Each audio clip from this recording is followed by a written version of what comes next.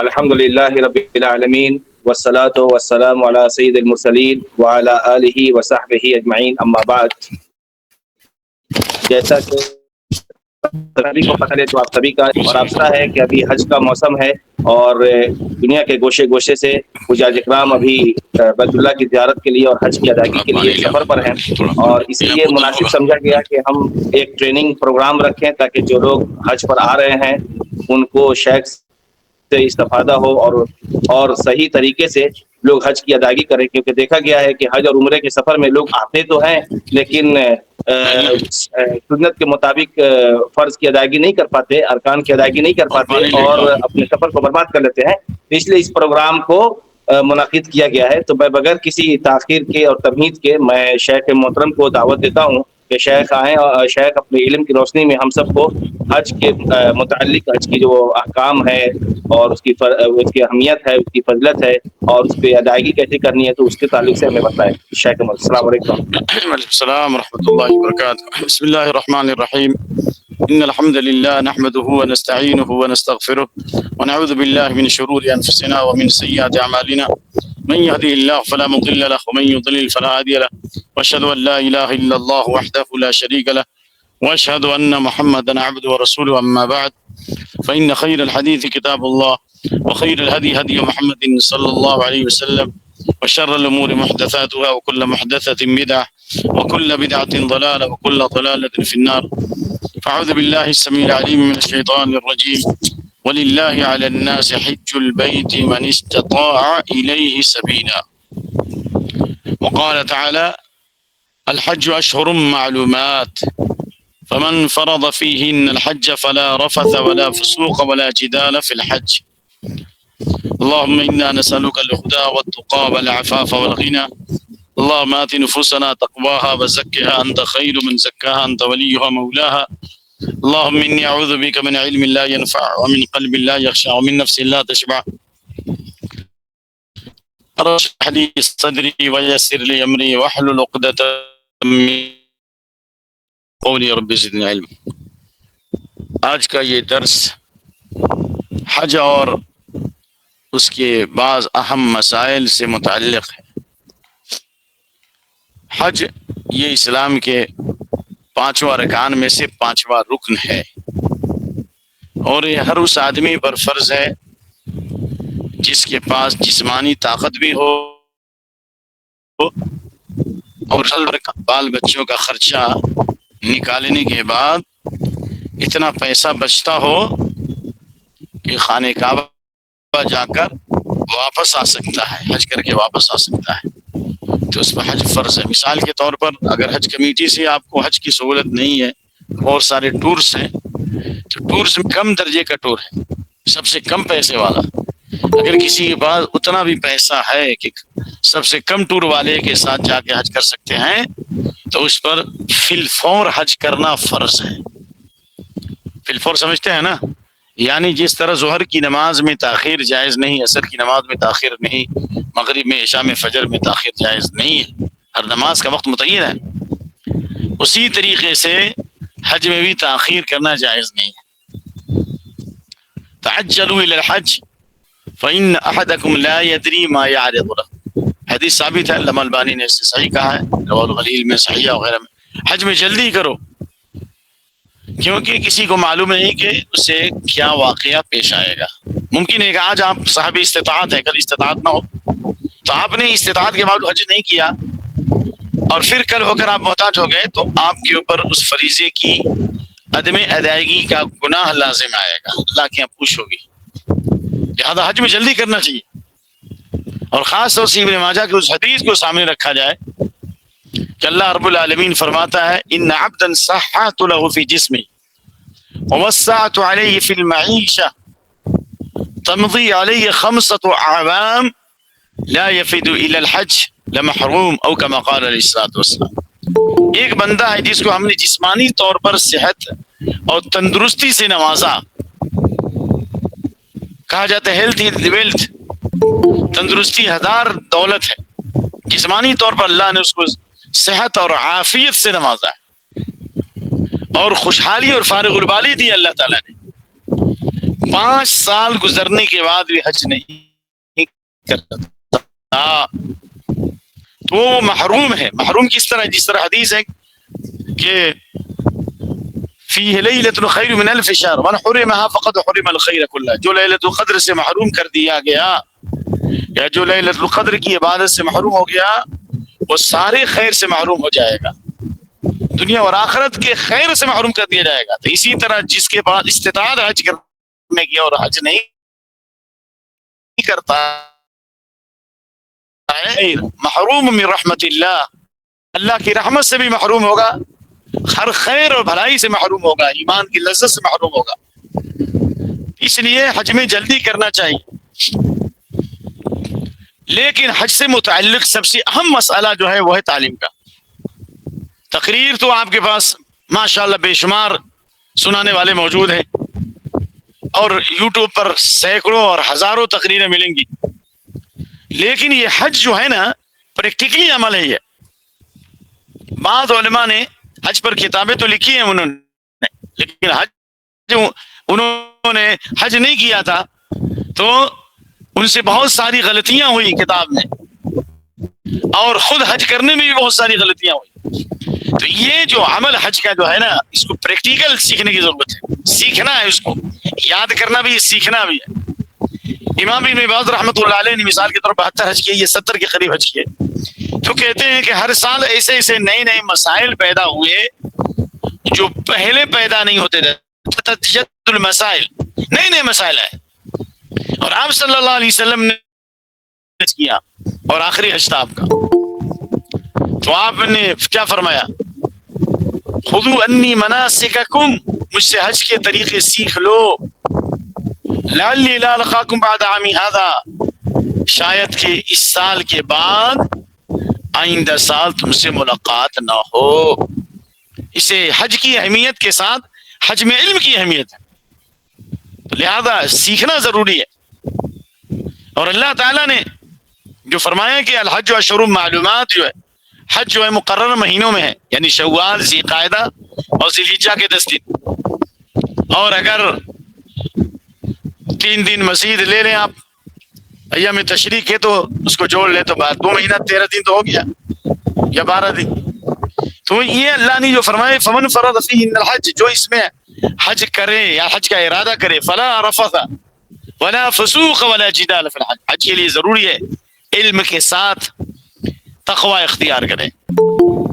اور تقوی کس چیز کا ہونا چاہیے؟ زبان کا بھی تقوی ہے,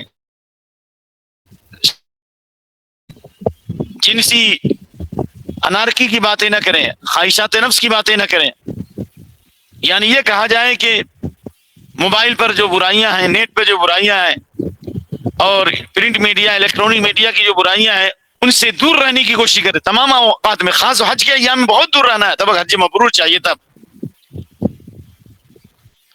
فلا رفث ولا فسوق, فسق و فجور نہ کرے. فسق یعنی شریعت سے بغاوت نہ کرے, اللہ کے گھر کی حرمت کو پامال نہ کرے, اللہ کے حکام کا مذاق نہ اڑائے, اور جنگ و جدال نہ کرے, صبر کرے, اس میں لوگوں کی باتوں پر صبر کرے, مشکلات پر صبر کرے, بھیڑ میں صبر کرے. عورتوں کو چاہیے کہ پردے کا خاص اہتمام کرے, تب جا کر کے حج مبرور ہوگا. اس لیے کہ اللہ کے نبی صلی اللہ علیہ وسلم حدیث ہے نسائی کی, تابعوا بین الحج والعمرہ فإنهما ينفيان الفقر والذنوب كما ينفي الكير خبث الحديد والذهب والفضة وليس للحجة المبرورة ثواب إلا الجنة. رواه النسائی. حج اور عمرہ کرتے رہو, یعنی جس طریقے سے عمرہ آپ ایک عمرہ سے لے کر دوسری عمرہ, العمرۃ الی العمرہ کفارۃ لما بینہما, ایک عمرہ سے لے کر دوسری عمرہ کے درمیان جتنے گناہ ہیں اللہ معاف کر دے گا. ولیس للحجۃ المبرورہ ثواب الا الجنہ, حج مبرور جو حج مقبول ہے اس کا ثواب سوائے جنت کا کچھ نہیں ہے. اسی طرح سے آپ نے فرمایا حج اور عمرہ اگر ہم علم کی روشنی میں کریں, نمبر 2 تقوی کے ساتھ کریں, نمبر 3 حلال کمائی سے کریں, حرام کمائی سے بچے, کیونکہ حرام کمائی کا کوئی عمل اللہ کے یہاں شرف قبولیت نہیں پاتا ہے. نمبر 4 صالحین کی صحبت اختیار کریں. آپ کے حملے میں گروپ میں جو لوگ ہیں اس کے جو ذمہ دار ہیں ان کے ساتھ حج کرنے کی کوشش کریں. یہ نہیں کہ کبھی ادھر نکل گئے کبھی ادھر نکل گئے, کبھی نہیں, جماعت کے ساتھ رہیے. ان تفرقکم فی الاودیۃ والشعاب انما ذلک من الشیطان. تھوڑی دیر صحابہ کرام متفرق ہو گئے, الگ الگ جگہوں پہ چلے گئے سفر میں, تو آپ نے فرمایا بھی شیطان کی طرف سے. لہذا حج مبرور بنانے کے لیے ضروری ہے کہ جماعت کے ساتھ رہیے, نکلیے نہیں کہیں سے, اور ایک دوسرے کا تعاون کیجیے, تعاون کے جذبے سے جائیے. وَأَذِّنْ فِي النَّاسِ بِالْحَجِّ يَأْتُوكَ رِجَالًا وَعَلَى كُلِّ ضَامِرٍ يَأْتِينَ مِنْ كُلِّ فَجٍّ عَمِيقٍ لِيَشْهَدُوا مَنَافِعَ لَهُمْ. یعنی حج کے فائدے سے ہے کہ ایک دوسرے کے حالات سے واقف ہو, ایک دوسرے کا تعاون کریں, اور اسلامی وحدت اور اسلامی مرکزیت کی شان کو بڑھانے کی کوشش کریں. تو انشاءاللہ العزیز آپ کا حج مبرور ہو. اور اس کا فائدہ فَإِنْ يَنْفِيَانِ الْفَقْرَ, اللہ تعالیٰ گناہ بھی معاف کرے گا اور محتاجی کو بھی ختم کرے گا. جس طرح آگ سونے اور چاندی اور لوہے کے زنگ کو مٹاتی ہے, گناہ کو اللہ مٹائے گا, غربت کا خاتمہ ہوگا, کیونکہ نیکی سے نیکی میں اضافہ ہوتا ہے, اور نیکی سے اللہ تعالیٰ روزی میں بھی اضافہ کرتا ہے. ان المؤمن اذا عمل حسنۃ یثاب علیہ الرزق فی الدنیا. مومن بندے کی جب نیکی قبول ہوتی ہے تو اللہ روزی میں برکت دیتا ہے. ویجزا بها فی الآخرہ, اور آخرت میں اللہ تعالیٰ اس کا خاص بدلہ عطا فرمائے گا. حج کے ذریعے گناہ بھی مٹتے ہیں, محتاجی بھی ختم ہوتی ہے. لیکن ضروری ہے کہ ہم حج کے اندر اپنے آپ کو تیار کریں. حج سے پہلے جس طریقے سے گھر بنانے سے پہلے آپ اسٹرکچر بناتے ہیں, پہلے پیسہ جمع کرتے ہیں, اسٹرکچر بناتے ہیں, اور سالوں سے اس کی تیاری کرتے ہیں, اور حج کرنے والے لوگ بھی سالوں سے پیسہ جمع کرتے ہیں. تو اسی طریقے سے چند مہینہ علم کے لیے بھی جمع کیجیے کہ آپ کو حج کیسے کرنا ہے. میقات کے کیا مسائل ہیں, مثال کے طور پر گھر سے کب نکلیں گے, کیسے نکلیں گے, اور احرام کیسے پہنیں گے, تلبیہ کیسے کہیں گے. بہت سارے لوگ جو ہے خرافات پہلے ہی شروع کر دیتے ہیں, نام و نمود, شہرت طلبی, دعوتیں شروع ہو جاتی ہیں, بلاوے شروع ہو جاتے ہیں, ہار پہنایا جاتا ہے, نہ معلوم کیا کیا خرافات کرتے ہیں, اور ان کو یہ بھی نہیں معلوم کہ میقات کا معنی کیا ہے اور میقات پر کیسے نیت کرنی چاہیے. تو یہ سارے جو مسائل ہیں نا, علم سے اس کا تعلق ہے اور تجربے سے اس کا تعلق ہے. تو اس لیے میں سرسری طور پر چند باتیں مختصر طور پر پیش کروں گا, اور اس کے بعد جو ہے حج کے ارکان اور شروط اور واجبات سے متعلق گفتگو کروں گا. اللہ اپنے فضل و کرم سے حج کے مسائل کو مختصر طور پر پیش کرنے کی توفیق دے, اور حج کی جو غلطیاں ہیں اللہ تعالیٰ ان سے صحیح طور پر متنبہ کرنے کی توفیق عطا فرمائے. یہ جو لوگوں میں رواج ہے نا دعوتوں کا, یہ بھی بدعات میں داخل ہے. آپ کبھی بھی دعوت دیجیے, حج کے لیے دعوت کہاں سے آئی؟ ہاں, حج سے واپسی کے بعد اگر آپ دعوت کرتے ہیں تو اس کے لیے ایک راستہ نکل سکتا ہے, کیونکہ بخاری میں روایت موجود ہے کہ اللہ کے نبی ایک سفر غزوہ سے واپس آئے تو آپ نے دعوت دی. یہ تو ہو سکتا ہے, لیکن یہ جو دعوتیں ہیں یہ بدعت ہے, نمبر 1. نمبر 2, گھر سے نکلتے وقت آپ 2 رکعت نماز پڑھتے ہیں. اس کو بعض علماء نے بدعت کہا ہے, لیکن میں تو بدعت نہیں کہتا, کیونکہ اس بارے میں بھی روایت ہمیں ملی ہے کہ کبھی بھی انسان گھر سے نکلتے وقت 2 رکعت نماز پڑھ لے. علامہ البانی کی تحقیق میں روایت صحیح ہے. اذا خرجت من منزلك فصلی رکعتین یمنعانک من مخرج السوء. جب گھر سے نکلو تو 2 رکعت نماز پڑھ لو, تو اللہ تعالیٰ نکلنے کے بعد جتنی مصیبتیں ہیں اور جتنے برے مناظر ہیں اللہ رب العالمین سے آپ کو محفوظ فرمائے گا. اور حج سے پہلے ہمیں یہ بھی چاہیے کہ ہمارے جو معاملات ہیں اس کو سب درست کرنے کی کوشش کریں, کیونکہ ایک آدمی اللہ کی راہ میں مارا جائے, قتل کیا جائے, پھر مارا جائے, پھر قتل کیا جائے, اللہ اس کی مغفرت نہیں کرے گا جب تک کہ وہ اپنے قرض کی ادائیگی نہ کرے. یہ حدیث بھی میں نے بارہا اپنے بیانات میں پیش کی ہے, حدیث ہے. تو قرض کی ادائیگی بھی کر کے جائیں, یا معاملات کو درست کر کے جائیں. اسی طریقے سے میقات پر جانے سے پہلے جہاں سے آپ حج شروع کرتے ہیں, جو آپ کی جگہ ہے جہاں سے آپ کی فلائٹ ہوتی ہے, چونکہ ہندوستانی حجاج جو حج کے لیے جاتے ہیں تو میقات ان کے پاس آتی ہی نہیں ہے.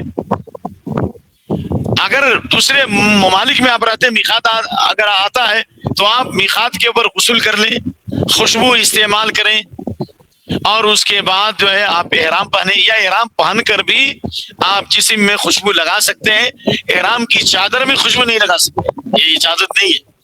آپ صلی اللہ علیہ وسلم نے اس صحابی کو جس نے خوشبو لگایا تھا، آپ نے کہا تھا کہ اس کو دھو لو۔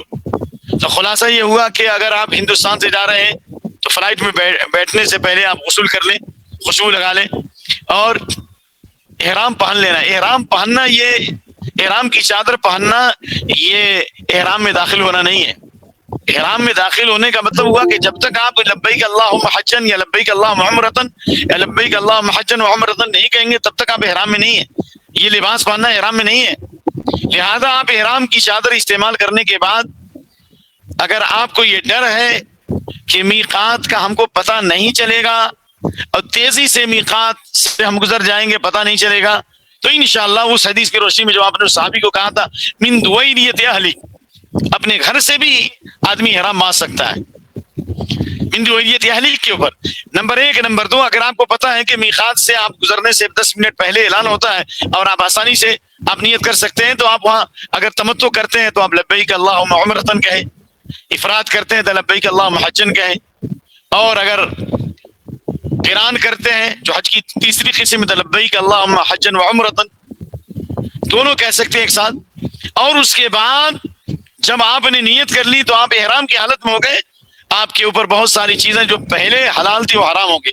جس طرح نماز میں آپ تکبیر تحریمہ سے پہلے آپ کے لیے بات چیت کرنا حرام تھا، اب بات چیت کرنا حلال تھا، اور تکبیر تحریمہ کے بعد بات چیت کرنا حرام۔ کھانا پینا آپ کے لیے جائز تھا، تکبیر تحریمہ کے بعد کیا ہو گیا؟ حرام ہو گیا۔ اسی طریقے سے احرام باندھنے کے بعد آپ پابند ہو گئے، عورت آپ کے لیے حرام ہے، خوشبو آپ کے لیے حرام ہے، شکار کرنا آپ کے لیے حرام، الی آخری، یہ سب مسائل ہیں۔ اور کثرت سے تلبیہ پڑھنا چاہیے، لبیک اللہم لبیک لبیک لا شریک لک لبیک ان الحمد والنعمت لک والملک لا شریک لک، کثرت سے پڑھنا چاہیے۔ اس بارے میں بعض علماء کی تحقیق میں روایت جو ہے حسن درجے تک ہے، بعد نے کہا کہ سند کمزور ہے، اللہ تعالیٰ زیادہ جانتا ہے۔ تلبیہ پڑھیے، ما لبا ملب الا ما لبا عن یمینہ من شجر او حجر، یہ تلبیہ زور زور سے پڑھیں گے، دائیں بائیں جتنی ساری چیزیں ہیں، درخت ہیں، پتھر ہیں، جو چیزیں بھی خشک ہوتا رہے، یہ بھی تلبیہ پڑھتے ہیں، آپ کی آواز میں آواز ملاتے ہیں، اللہ اکبر۔ لبیک کا مطلب یہ ہوا کہ اللہ نے جب ہمیں پیغام دیا کہ وَأَذِّنْ فِي النَّاسِ بِالْحَجِّ، آؤ حج کرنے کے لیے، جی ابراہیم علیہ السلام نے خانہ کعبہ کی تعمیر کے بعد، جیسا کہ علی بن طلحہ ابن عباس والی روایت ہے، خانہ کعبہ کی چھت پر آواز دی، اے لوگو اللہ کا گھر بن چکا ہے، آؤ اللہ کے گھر کا حج کرو، تو اس آواز کو اللہ نے پہنچا دیا۔ قیامت تک جتنے لوگ حج کرنے والے ہیں انہوں نے بھی لبیک کہا، جتنے لوگوں نے جواب دیا اللہ تعالیٰ ان تمام کو حج کی سعادت نصیب فرمائے گا۔ لبیک کے معنی اللہ میں تیری پکار پر لبیک کہہ رہا ہوں، حاضر ہوں، میں بار بار حاضر ہوں، اللہ میں حاضر ہوں، تیرا کوئی شریک نہیں، لبیک لا شریک لک لبیک ان الحمد، ساری تعریف، ساری بڑائی، سارا ملک تیرے لیے، تو عبادت بھی تیرے لیے، ہر چیز تیرے لیے، جان مال سب تیرے لیے، ایک لباس میں، ایک انداز میں، ایک زمین پر جانے کے لیے یہ تلبیہ کرتے ہیں۔ یہ اس بات کی دلیل ہے کہ اللہ سب کچھ تیرا ہے، تیرے لیے ہے، میری زندگی کا مقصد تیرے دی کی سرفرازی، میں اسی لیے مسلمان، میں اسی لیے نمازی۔ اور یہ تلبیہ پڑھتے رہیں گے، اس بیچ میں اگر آپ خاموش ہوئے کوئی حرج نہیں، عورتیں آہستہ آواز میں پڑھیں گی، عورتیں آہستہ آواز میں پڑھیں گی، کیونکہ جو ہے جبریل امین آئے اور کہا کہ آپ اپنی امت کو حکم دیجیے ان یرفعوا اصواتهم بالتلبیہ، اپنی آواز کو تلبیہ میں بلند کریں۔ اور آپ سے پوچھا گیا سب سے افضل حج کون ہے، تو کہا الحج والثج، الحج والثج، جس میں خوشور سے تلبیہ پڑھا جائے، جس میں قربانی زیادہ کی جائے، سب سے افضل حج ہے۔ یہاں تک کہ آپ مکہ پہنچے، اور مکہ پہنچنے کے بعد اگر آپ کے پاس موقع ملے تو سنت ہے کہ غسل کریں، سنت ہے کہ آپ غسل کریں، جس طرح آپ صلی اللہ علیہ وسلم نے غسل کیا۔ اگر کسی وجہ سے آپ کو احرام کی چادر بھی بدلنی پڑ جائے تو اس سے آپ کے حج اور عمرے پر کوئی اثر نہیں پڑے گا، کوئی حرج نہیں ہے۔ آپ غسل فرما لیں، اور غسل کرنے کے بعد جب خانہ کعبہ میں داخل ہوں، حرم میں داخل ہوں، تو دیکھیے کہ جس عام مسجدوں میں جو دعا پڑھی جاتی ہے، مسجد میں داخلے کی دعا پڑھی جائے گی، اور اس کے بعد آپ جائیں دیکھیں، اگر نماز کا وقت نہیں تو سب سے پہلے طواف کریں گے۔ اگر آپ قران کرتے ہیں تو آپ کے لیے اس وقت جو طواف کریں گے وہ طواف قدوم ہو جائے گا، مستحب ہو جائے گا۔ افراد کرتے ہیں وہ بھی مستحب ہو جائے گا. لیکن اگر تمتع کرتے ہیں، آپ نے عمرے کی نیت کی ہے، تمتع جو عام طور سے ہندوستان کے لوگ کرتے ہیں جس میں پہلے عمرہ کر کے حلال ہو جاتا ہے، پھر 8ویں تاریخ کو حج کا احرام باندھ کر مینا جاتے ہیں، اکثر لوگ یہی کرتے ہیں، اسی کو سامنے رکھا جائے. سمجھ گئے نا؟ تو اگر آپ تمتع کر رہے ہیں تو پہلے آپ سب سے پہلے خانہ کعبہ کے پاس جانے کے بعد آپ حجر اسود کے سامنے ہو جائیے اور دیکھیے گا کہ حجر اسود کو چھونا ممکن ہے تو بہت اچھی بات ہے. آپ ڈائریکٹ بوسہ لیجئے یا چھو کر کے ہاتھ کا بوسہ لیجئے یا لکڑی سے چھو کر کے لکڑی کا بوسہ لیجئے، لیکن ایسا ہوتا نہیں ہے. ابھی دور سے اشارہ کریں گے بسم اللہ اللہ اکبر کہہ کے، تو ہاتھ کو نہیں چومیں گے، یہ بدعت ہے. سمجھ گئے؟ اور حضرت عائشہ کے پاس ایک عورت آئی اور کہا کہ میں نے جو ہے حجر اسود کا بوسہ لیا اور میں نے جو ہے استلام بھی کیا، تو کہا لا اجرک اللہ، اللہ تعالیٰ تمہیں کوئی اجر نہ دے. تدافعین الرجال تصاحبین الرجال، مردوں سے ٹکر لیتی ہو تم، تمہارے یہی کافی تھا کہ تم اشارہ کرتی ہاتھ سے گزر جاتی. اس سے معلوم یہ ہوا کہ بھیڑ بھاڑ کرنا، لوگوں کو تکلیف دینا یہ درست نہیں ہے. لہذا بسم اللہ اللہ اکبر کر کر کے آپ کے طواف شروع کریں گے. اور طواف کے اندر بھی طواف شروع کرنے سے پہلے جو ہے آپ نے یہ مسئلہ سنا ہوگا استباع والا، کہ دائیں ہاتھ کے کندھے کو کھولنا ہے مردوں کے لیے، اور وہ دائیں ہاتھ کے کندھے کو کھول کر کے چادر کے سرے کو جو ہے بائیں کندھے پہ ڈالنا ہے. یہ استباع کہتے ہیں، طواف قدوم میں ہے یہ، یعنی پہلا جو طواف کرتے ہیں احرام کی حالت میں اس میں ہے یہ. اور پہلے 3 چکروں میں تیزی سے دوڑنا ہے دونوں موڈے کو گھماتے ہوئے، یہ مردوں کے لیے، سوائے حجر اسود رکن یمانی کے بیچ میں نہیں کرنا ہے. کیونکہ اللہ کے نبی صلی اللہ علیہ وسلم نے عمرۃ الخطا میں صحابہ کو حکم دیا تھا، جب مشرکین نے کہا تھا کہ یثرب کے بخار نے ان کو کمزور کر دیا ہے، تو آپ نے کہا اپنی بہادری دکھلانے کے لیے تیزی سے چلو. تو اللہ تعالیٰ نے اس کو آج تک باقی رکھا، حج کے مناسک میں باقی رکھا. بعض لوگوں کا خیال تھا، یعنی حضرت عمر وغیرہ رضی اللہ عنہ کا خیال تھا کہ یہ رمل کو ختم کر دیا جائے، تو صحابہ نے مخالفت کی، کہا کہ جس چیز کو اللہ کے نبی نے شروع کیا اس کو روکا نہیں جا سکتا. علت ختم ہونے سے معلول ختم نہیں ہوتا، علت ختم ہو گیا معلول ختم نہیں. جس طرح حضرت حاجرہ علیہ السلام نے 7 مرتبہ چکر لگایا صفا مروہ کا، آج بھی ہم کر رہے ہیں، علت ہوتا لیکن اللہ نے اس کو یادگار کے طور پہ باقی رکھا ہے. لہذا پہلے 3 چکروں کے اندر جو رمل کرنا ہے اور استباع پہلے 7 چکروں میں کرنا ہے. رکن یمانی حجر اسود کے بیچ میں ربنا آتنا فی الدنیا حسنہ وفی الآخرۃ حسنہ وقنا عذاب النار، بس اتنا کافی ہے. وادخلنا الجنۃ مع الابرار یا عزیز یا غفار، یہ بھی ثابت نہیں ہے. اگر سورہ فاتحہ میں کوئی اضافہ کر دے تو ہوگا، قل واللہ احد میں اضافہ کر دے ہوگا، نہیں ہوگا. یہ اس لیے اس کا اضافہ ثابت نہیں ہے. کوئی بھی دعا پڑھ لیجیے، اللہ کے نبی نے قرآن کی تلاوت بھی تو کی ہے. شیخ بن باز رحمۃ اللہ علیہ کے بارے میں کہا کسی نے کہ میں نے شیخ بن باز کے ساتھ طواف کیا، آپ 7 چکروں میں یہی دعا کرتے رہے، اللہ مصلح قلبی، اللہ مصلح قلبی، اللہ میرے دل کی اصلاح کر، میرے دل کی اصلاح کر. کوئی بھی دعا کر سکتے آپ. لیکن یہ بہت سارے لوگ چکر کے نام پر لوگوں کو چکر میں ڈال رہے ہیں. وہ کیا ہے؟ وہ کتابیں جو وہاں پر پھیلی ہوئی ہے نا، اور لوگ بیچتے رہتے ہیں، اور بعض حج کمیٹی کی طرف سے بھی، کہ پہلے چکر کی دعا، دوسرے چکر کی دعا، تیسرے چکر کی دعا. یہ کون سا چکر ہے بھائی؟ شریعت کو مشکل کیوں بنائے ہو؟ جب نبی صلی اللہ علیہ وسلم نے کوئی دعا مخصوص نہیں کی تو تم کون ہوتے اضافہ کرنے والے؟ تمہیں کیا حق ہے سوائے ربنا آتنا فی الدنیا کی؟ اور طواف کے شروع میں جو اللہم ایمانا بک و تصدیقا بکتابک و فہما بعہدک و اتباعا لسنت النبی، اگرچہ بعض علماء نے لکھا آپ لوگ سمجھ رہے ہوں گے، لیکن اس بارے میں بھی تحقیق ہے کہ یہ روایت بھی ثابت نہیں ہے، اس کو بھی پڑھنے کی انشاءاللہ ضرورت نہیں ہے. تو بہرحال 7 چکر آپ کریں گے. نیچے بھیڑ ہو تو اوپر چلے جائیے، اور میں بہتر یہی سمجھتا ہوں کہ اوپر جائیے، آپ اطمینان سے کیجیے گا انشاءاللہ العزیز. اور 7 چکر جب ہو جائے تو ظاہر مقام ابراہیم پہ نماز پڑھنا ہے، یہ مسئلہ تو سب کو پتا ہے، لیکن مقام ابراہیم پہ بھیڑ ہوتی ہے اور وہاں لوگ دنگا کرتے ہیں، لڑتے ہیں، اور یہ سمجھتے ہیں کہ بھائی وہیں پہ پڑھو، آپ کے سامنے سے لوگ گزر رہے ہیں. ظاہر سی بات ہے، اللہ کہ نبی کی حدیث سترے کا حکم جو مکہ مدینے سب کے لیے صحیح قول میں، تو کیسے آپ کی نماز صحیح ہوگی؟ اس لیے حرم میں کہیں بھی 2 رکعت نماز پڑھیے. پہلی رکعت میں قل یا ایھا الکافرون اور دوسری رکعت میں قل واللہ احد، اور اس کے بعد زمزم کا پانی پینا ہے. اور زمزم کا پانی پینے فی وقت کوئی مخصوص دعا نہیں. حضرت ابن عباس دعا کرتے تھے اللہم انی اسألک علما نافعا ورزقا واسعا وشفاء من کل داء. کوئی دعا پڑھیے، ماء زمزم لما شرب له طعم طعم وشفاء سقم. بیمار کے لیے کھانا بھی ہے اور بھوکوں کے لیے غذا بھی ہے.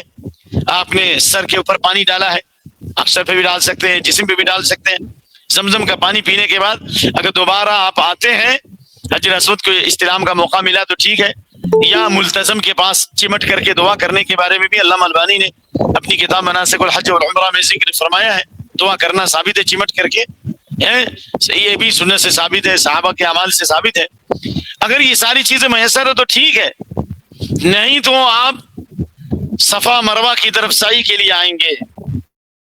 جب صفا سے قریب ہوں گے تو صرف اتنا ہی پڑھیں گے، ان الصفا والمروۃ من شعائر اللہ. پوری آیت اکثر کتابوں میں لکھا ہوا ہے فمن حج البیت او اعتمر. صحیح بات یہ ہے کہ اللہ کے نبی نے پوری آیت نہیں پڑھی ہے، صرف ان الصفا والمروۃ من شعائر اللہ. ابدأ بما بدا اللہ بی، میں وہاں سے شروع کروں جہاں سے اللہ تعالیٰ نے شروع کیا.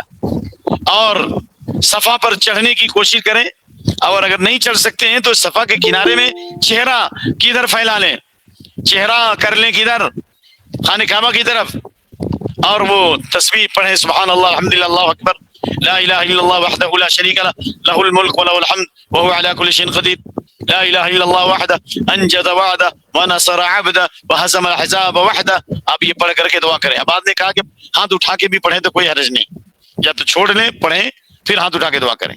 اللہ کے نبی نے 3 مرتبہ پڑھا، 3 مرتبہ ہاتھ اٹھا کے دعا کی، اور عبداللہ بن عمر اسی میں عمل کرتے. لیکن بھیڑ بھاڑ کی وجہ سے اگر آپ نے ایک ہی مرتبہ پڑھا اور آپ نے ہاتھ اٹھا کے دعا کی تو الحمدللہ آپ سنت کو پہنچ گئے. خانہ کعبہ کو دیکھیں اگر دیکھ سکتے ہیں، اور پھر وہاں سے آپ نکلیں گے صفا سے مروہ کی طرف. صفا سے مروہ 1، مروہ سے صفا 2، اس کے بعد پھر صفا سے مروہ 3 الی آخری.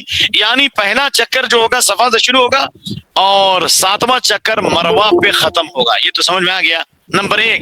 نمبر 2، جس طرح صفا کے شروع میں ابدأ بما بدا اللہ بھی پڑھیں گے، ان الصفا والمروۃ من شعائر اللہ پڑھیں گے، یہ پڑھنا مروہ پہ جائز نہیں ہے، بدعت ہے. یہ مروہ پر صفا مروہ کے بیچ میں جو گرین لائٹ ہے وہاں پر آپ تیز دوڑیں گے. مردوں کے لیے، عورت کے لیے صحیح نہیں ہے. ابن حضرت عائشہ رضی اللہ عنہ سے روایت موجود ہے، عورت کے لیے دوڑنا نہیں ہے، تیز دوڑنا ہے. لیکن صفا مروہ کے بیچ میں کوئی مخصوص دعا نہیں ہے. حضرت عمر رضی اللہ تعالیٰ عنہ جو ہے دعا پڑھتے تھے، اللہم اغفر وارحم انک انت العزیز انک انت الاعز. جب مروہ پہ جائیں تو وہاں بھی اسی طرح چہرہ کعبہ کی طرف کریں، اور دیکھ سکتے ہیں دیکھیں.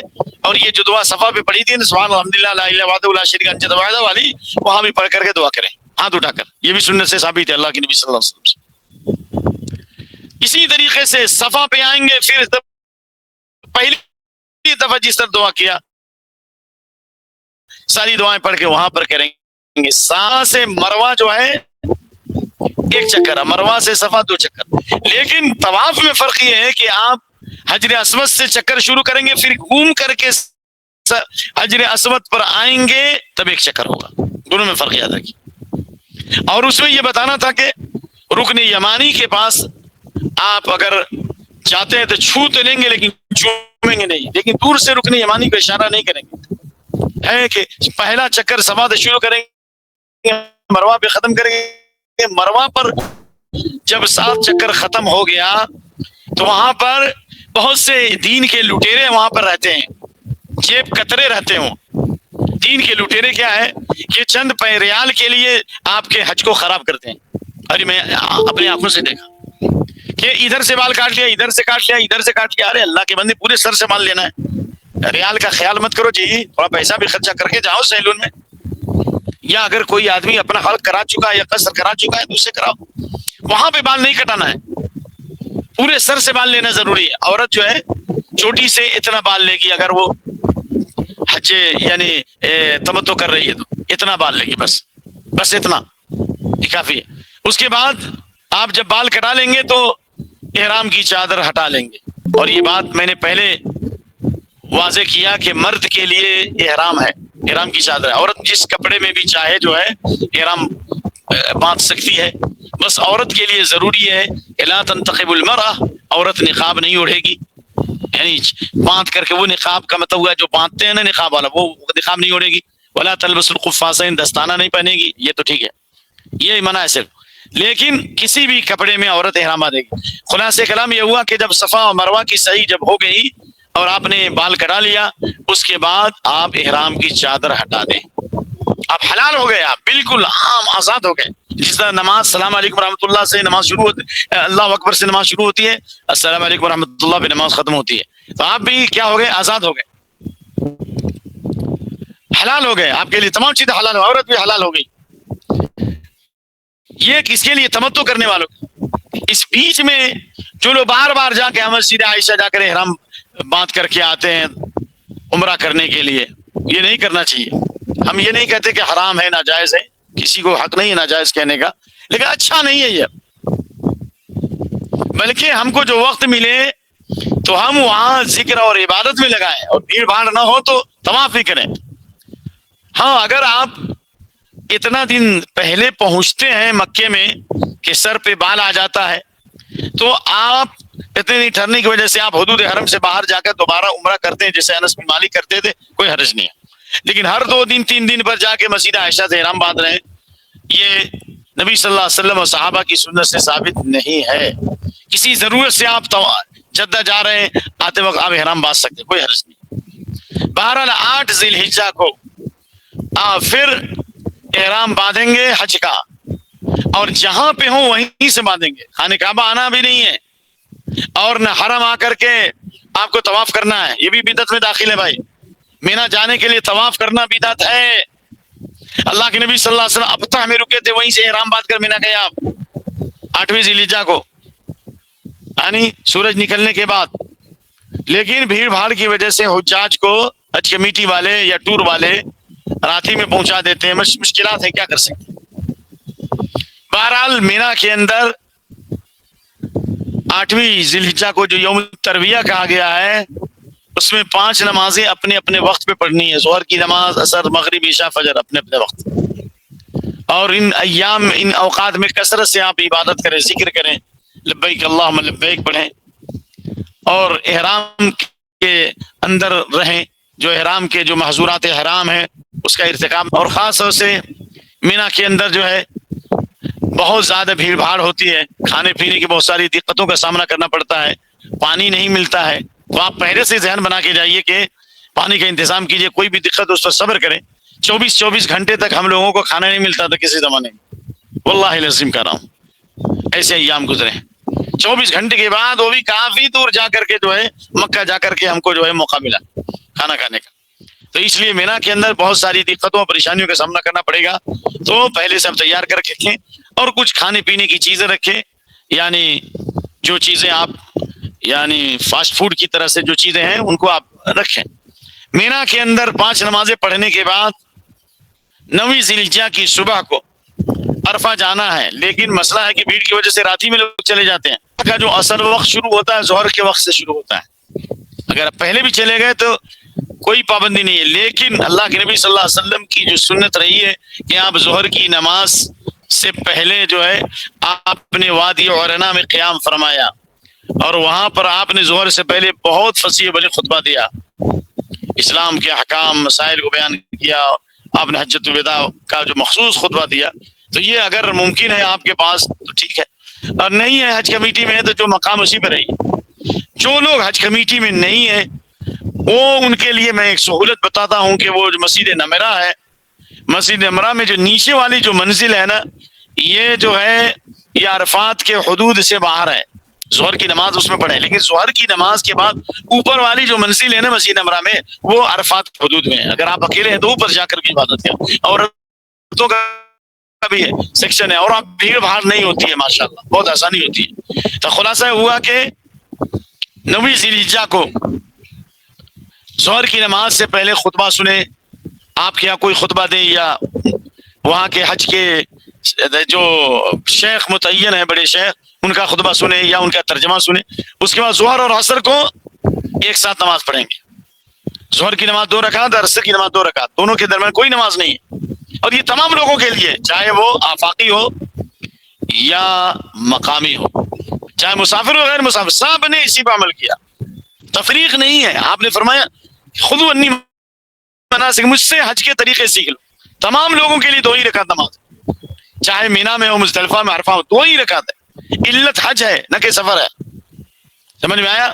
تو لہذا وہاں پر ظہر اور عصر پڑھنے کے بعد دعا میں مشغول ہو جائیں گے. کب تک مشغول ہوں گے؟ مغرب تک.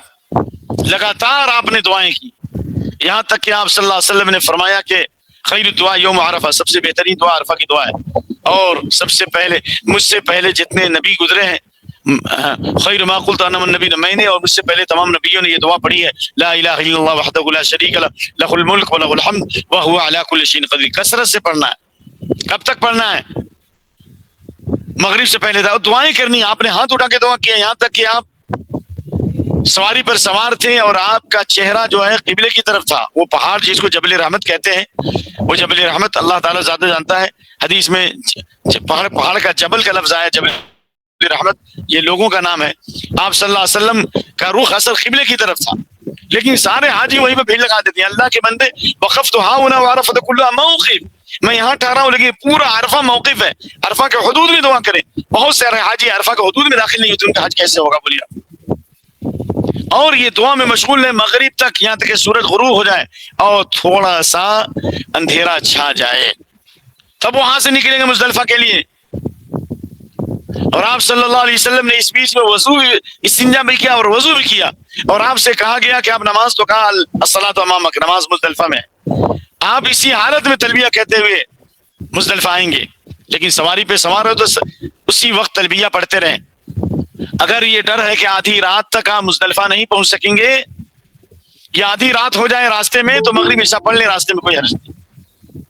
لیکن آدھی رات سے پہلے تک اگر مزدلفہ پہنچ رہے ہیں تو پہنچنے کے بعد مغرب اور عشاء پڑھیں. مغرب 3 رکعت, عشاء 2 رکعت. اس کے بیچ میں کوئی نماز نہیں آپ نے پڑھی, اور اس رات میں آپ نے کوئی نماز نہیں پڑھی. لیکن عام حدیثوں کی روشنی میں وتر کی نماز آپ نے کبھی نہیں چھوڑا ہے. صحیح قول میں وتر پڑھیں گے, اور یہ رات میں آرام کریں گے جس طرح آپ نے آرام کیا, مبیت مزدلفہ جس کو کہا گیا. اور اس میں ایک مسئلہ بتانا ہے, وہ یہ ہے کہ بہت سارے حاجیوں کا خیمہ جو ہوتا ہے نا, وہ مزدلفہ میں ہوتا ہے. تو آپ بجائے اس کے اس بھیڑ بھاڑ میں رہنے کے آپ خیمے میں چلے جائیے, نیت رکھیے کہ میں مزدلفہ میں ہوں. اور جب ایام مینا گزرے 11 12 13 یا 8ویں تاریخ, تو ان ایام میں آپ نیت مینا کی کریں. جگہ چونکہ خیمہ اگر مینا سے لگاتار یعنی جڑتے جڑتے بڑھتے بڑھتے مزدلفہ تک پہنچ گیا, یا خیمہ بڑھتے بڑھتے جو ہے کہاں چلا گیا, زیدیہ میں چلا گیا, تو وہ مینا کے حکم میں داخل ہوگا. یہاں تک کہ ابن باز رحمۃ اللہ علیہ کا یہ فتویٰ ہے اور بھی علماء کا, کہ اگر کسی کو مینا میں جگہ نہیں ملتی ہے اور وہ عزیزیہ میں ہے تو بھی مینا ہی میں شمار ہوگا انشاءاللہ, اس کو کوئی دم دینے کی ضرورت نہیں. بعض علماء نے, میرے ساتھ ایسا واقعہ ہوا, بعض علماء نے کہا کچھ حصہ مینا کے حدود میں تو گزار لو, کوئی ضرورت نہیں گزارنے, نہیں ملا المشقۃ تجلب التيسير. بڑے علماء کا فتویٰ ہے, اور یہ فتویٰ دلیل کی روشنی میں کوئی حرج نہیں ہے. لہذا آپ کا خیمہ اگر مزدلفہ میں ہے تو آپ بجائے ادھر ادھر روڈوں اور سڑکوں پر بھیڑ لگانے کے, پریشانیوں کے, آپ خیمہ میں چلے جائیں. نمبر 1. نمبر 2, اللہ کے نبی صلی اللہ علیہ وسلم نے آدھی رات کے بعد بچوں کو, عورتوں کو جو ہے اجازت دے دی جانے کی, لیکن ابن باز کہتے ہیں کہ بوڑھے لوگوں کے لیے بھی کوئی حرج نہیں جانے کی, اسی پر قیاس کرتے ہیں. آپ آدھی رات کے بعد آئیں گے تو صحیح تحقیق میں یہ ہے کہ آپ کیا آتے ہی کنکری ماریں گے. تو بعض علماء کا رجحان ہے کہ آپ پہنچے تو آپ کنکری مار سکتے ہیں, حالانکہ 10ویں تاریخ کو کنکری مارنے کا اصل وقت شروع کب ہوتا ہے؟ سورج نکلنے کے بعد, زوال تک, زوال کے بعد تک بھی الی آخری. لیکن بعض علماء کا رجحان یہ ہے کہ اگر چھوٹے بچے ہیں, عورتیں ہیں, بھیڑ بھاڑ کی وجہ سے رات کے آخری حصے میں آ رہے ہیں, تو آتے ہوئے بھی کنکری مار لینے میں کوئی حرج نہیں ہے. اگر آپ کو اطمینان قلب نہیں ہے تو آپ بعد میں ماریں, لیکن انشاءاللہ کوئی حرج نہیں. اگر فجر کا وقت ہو جاتا ہے اور اسی وقت کنکری مار لیتے ہیں تو انشاءاللہ آپ کے حج پر کوئی اثر نہیں پڑے گا. ٹھیک ہے. اب رہا مسئلہ کہ جو لوگ مزدلفہ میں رات گزارتے ہیں وہ کیا کریں. فجر کی نماز پڑھنے کے بعد اول وقت نماز پڑھنے کا دعا میں مشغول ہو جائیے, لمبا ذکر مت کیجیے. قرآن کی تلاوت پڑھنے کے لیے بہت وقت ہے, دعاؤں میں مشغول ہو جائیے. اللہ کے نبی صلی اللہ علیہ وسلم کی بہت ساری دعائیں جو آپ نے مانگی تھی وہ عرفات میں قبول نہیں ہوئی, مزدلفہ میں قبول ہوئی. مشعر حفظ فإذا أفضتم من عرفات فاذكروا الله عند المشعر الحرام. آپ نے کہا وقفت ہاہنا وجمع كلها موقف، پورا مزدلفہ موقف، جہاں مل جائے ہاتھ اٹھا کے دعا کریں، یہاں تک کہ خوب روشن ہو جائے، تب وہاں سے آپ مینا کی طرف چلیں. اور مینا کی طرف چلنے کے لیے سواری والا راستہ ہے تو ٹھیک ہے، نہیں تو پیدل والا راستہ اختیار کر لیجیے لیفٹ سائڈ میں. اور ایسا بھی ہو سکتا ہے کہ آپ جب مزدلفہ سے مینا جائیں گے اتنی بھیڑ ہوگی کہ بہت ساری لوگوں کی جانیں چلی جاتی ہیں. الحمدللہ پچھلے سال نہیں ہوا، لیکن بہت زیادہ جانے جاتی ہیں. تو اس لیے تقریباً 2094 سے لے کر ابھی 94 سے لے کر 2010-12 تک تو تقریباً حج میں نے کیے، چند ہی سال نہیں کیے ہوں گے. تمام کا خلاصہ میں بتا رہا ہوں، تمام کا خلاصہ بتا رہا ہوں کہ مزدلفہ سے جب مینا کے لیے جائے بھیڑ بھاڑ ہو تو آپ خیمے میں داخل ہو جائیے، 2 گھنٹہ کم سے کم آرام کیجیے، 3 گھنٹہ آرام کیجیے. اس کے بعد جا کر کے آپ کیا کیجیے، آپ رمی کیجیے. اگر بھیڑ بھاڑ نہیں ہے تو آپ رمی کر سکتے ہیں انشاءاللہ جا کر. جس سال حادثہ ہوا تھا نا، ابھی آج سے 10 سال پہلے حادثہ ہوا تھا نا، رافض نے کافی جو ہے ہنگامہ مچایا اور کافی لوگ مارے گئے. اللہ تعالیٰ جو ہے ان کی سازشوں کو ان کے گلوں کا پھندہ بنائے. ہم لوگ بھی حادثے کے شکار ہو سکتے، لیکن اللہ نے ہمیں بچایا. کیوں بچایا؟ اس لیے کہ 10ویں تاریخ کو سب سے پہلے رمی کرنا ہے ترتیب کے اعتبار سے، ٹھیک ہے نا. اس کے بعد کیا کرنا ہے، قربانی کرنا ہے، 2 ہو گیا. نمبر 3 اس کے بعد بال کٹانا ہے یا بال مٹانا ہے، ٹھیک ہے، 2 ہو گیا، 3 ہو گیا.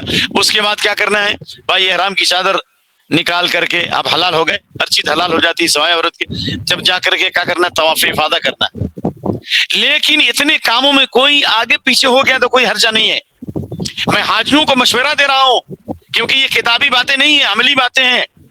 کیا ہے کہ اگر آپ رمی کرنے جائیں گے بھیڑ بھاڑ ہوگی، اور پھر اس کے بعد میں مکہ جائیں گے تو آپ کا طواف رک جاتا ہے، 2-3 دن لوگ رک جاتے ہیں، نہیں کر پاتے ہیں، طواف اتنی بھیڑ ہوتی ہے. تو بہترین موقع یہی ہے الحمدللہ کہ آپ مینا مزدلفہ سے جب مینا کی طرف جائیں اور کنکری مارنے میں اگر تاخیر ہو رہی ہے اور مرنے کا خوف ہے تو اب جا کر پہلے ہی طواف کر لو، پہلے ہی طواف کر لو، صحیح کر لو، کیا حرج ہے بھائی. اس کے بعد آ کر کے آپ رمی کریں، ہے نا. کیونکہ اللہ کے نبی صلی اللہ علیہ وسلم سے اس دن کسی بھی کام کے بارے میں ولا سئل عن شيء قدم ولا اخر الا قال افعل ولا حرج، آپ نے اس دن کوئی کام آگے پیچھے ہو گیا تو آپ نے کہا افعل ولا حرج، کوئی حرج نہیں، ٹھیک ہے. اگر مثال کے طور پر آپ نے رمی کر لی ہے اور اس کے بعد آپ کی قربانی کا کوئی وقت معلوم نہیں ہے، آپ نے سر کے بال کٹا لیے یا مٹا لیے، ٹھیک ہے نا، دونوں افضل ہے، تقصیر افضل ہے، ایک افضل ہے اور تقصیر جو ہے جائز ہے، ٹھیک ہے نا. تو اگر آپ نے تقصیر یا حلق کرا لیا تو آپ احرام کی چادر نکال دیں اور آپ جو ہے خوشبو لگا کر کے عام حالات میں آ جائے. حضرت عائشہ رضی اللہ عنہ کہتی ہیں كنت اطيب رسول اللہ صلی اللہ علیہ وسلم لحرامه لحرامه، آپ صلی اللہ علیہ وسلم کے احرام سے پہلے میں آپ کے لیے جو ہے خوشبو لگاتی تھی، اور آپ صلی اللہ علیہ وسلم جو خانہ کعبہ کے طواف زیارت سے پہلے میں خوشبو لگاتی تھی، کوئی حرج نہیں. تو آپ احرام ہٹا کر کے آپ اپنا عام کپڑا اگر آپ نے استعمال کر لیا اور اسی دن جا کر کے آپ نے طواف زیارہ اور سعی کیا تو ٹھیک ہے، نہیں تو آپ دوسرے دن کریں، تیسرے دن کریں. مثال کے طور پر کسی کو 3 دن کے بعد نکلنا ہے، طواف زیارہ بھی باقی ہے، طواف وداع واجب ہے، طواف زیارہ رکن ہے، تو ایک ہی طواف سے طواف زیارہ طواف وداع دونوں کی نیت کر سکتے ہیں، یاد رکھیے. لیکن شرط یہ ہے کہ اس کے بعد آپ مکے میں ٹھہریں گے نہیں علی طول. سمجھ میں آ گیا؟ تو خلاصہ یہ ہوا کہ اس دن کے اعمال کو انجام دینے کے ساتھ طواف اور سعی کرنا ہے، اور طواف اور سعی اگر اس دن نہیں ہوا تو دوسرے دن تیسرے دن بھی کریں. بہرحال کوشش کریں کہ ایام تشریق تک ہو جائے. اور اگر کوئی عورت جو ہے حائض کی حالت میں ہے تو جب تک پاک نہیں ہوگی اس وقت تک وہ طواف نہیں کرے گی، وہ انتظار کرے گی. وہ ایک الگ مسئلہ ہے اور اس مسئلے میں اس کو مطلب میں اس پیچیدہ مسئلے کو میں شامل نہیں کر سکتا. خلاصہ یہ ہے کہ جو عورت حیض کے اندر ہے جب تک وہ پاک نہیں ہوگی وہ کیا کرے گی، وہ طواف زیارت نہیں کر سکتی. اور اگر پہلے بھی پاک نہیں ہوئی تو پہلے بھی عمرہ نہیں کرے گی. اگر مان لیا آیا اور حالت حیض میں تو وہ جو ہے اپنے حج کو وہ قران میں تبدیل کر لیں گے. 10ਵੀं तारीख को अगर उसने तवाफ सही कर लिया तो एक ही तवाफ और एक सही उसके लिए काफी हो जाएगी। लेकिन औरत तवाफ ज़ियारत नहीं कर सकी, यहां तक के जाने का दिन हो गया, क्या करेगी? क्या करेंगे? काफिला चला जाएगा। तो इस इमाम इब्न तैमिया का फतवा है कि कपड़े इस्तेमाल कर ले और अपने खून को रोके और उसी हालत में तवाफ सही कर ले। ये लेकिन जुज़ी मसला है। तो खुलासा ये हुआ कि 10वीं तारीख को आप माशाअल्लाह हज के सारे मनासिक अदा कर लिए, उसके बाद 11, 12 2 रातें आपको मिना में गुजारनी है। लेकिन तवाफ मक्के से लौटते वक्त आपको ताखीर हो गई और रात का कुछ हिस्सा मिला और अक्सर हिस्सा रास्ते में गुजर गया, कोई हर्ज नहीं।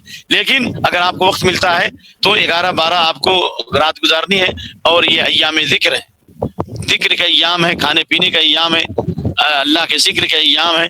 आप सल्लल्लाहु अलैहि वसल्लम ने फरमाया फ़इन्ना अय्याम अक्ली व शुर्बिन, ये खाने और पीने के दिन है और अल्लाह के ज़िक्र के अय्याम है। 11, 12 2 रातें गुजारेंगे और दूसरे जो कंकरी मारेंगे, पहले दिन जो कंकरी आप मारेंगे वो बड़े जमरा को, जमरे अक़बा को मारेंगे। तो मारने के बाद उस दिन दुआ नहीं है। तीसरे दिन जो मारेंगे ना, दूसरे दिन और तीसरे दिन 11, 12 को और 13, अगर 3 दिन क़याम करते हैं तो 13 को। तो ये 11 से लेकर 13 तक जो रमी करेंगे तो पहले, दूसरे, तीसरे को मारेंगे। पहले के पास भी दुआ करेंगे, दूसरे के पास भी दुआ करेंगे हाथ उठाकर, तीसरे के बाद दुआ साबित नहीं है। समझ आ गया? ये है अल्हम्दुलिल्लाह।